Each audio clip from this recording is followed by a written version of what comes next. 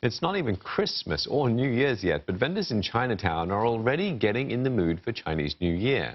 That's right, one vendor has paid $15,800 for the so-called lucky stall at Chinatown's Festive Street Bazaar, and that's the highest in 7 years. Michelle Teo tells us more. A stall that sits at the junction between Smith Street and Trengganu Street went for almost 16,000 Singapore dollars this year. This booth is coined by the vendors as the lucky stall, as it's a hotspot for visitors at the market and draws in the most traffic. The winner was Madam Lee Ah Sow, who's been bidding for the stall for the past 20 years. Madam Lee is a flower seller.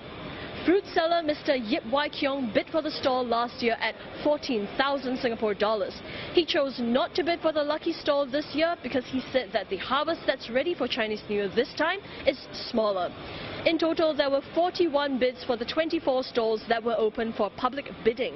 And while the bazaar will have more stalls this year, the number of stalls open for public bidding and the number of bids fell. But organizers aren't fazed, as they said vendors pulled together their resources to bid for the good spots. Some of them actually they join forces and they consolidate their efforts in a way that it actually minimizes any damage on their side. That because the more people bid, actually it could actually bring the prices much higher, or maybe reduce their chances of being able to get the bid successful. Wet weather conditions this month are expected to extend into January, and organizers say they're building stalls that are ready for the weather.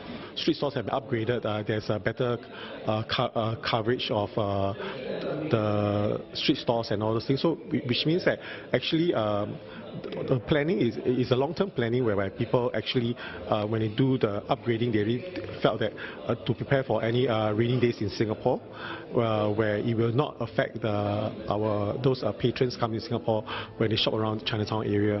The bazaar will run from 3rd to 24th January next year.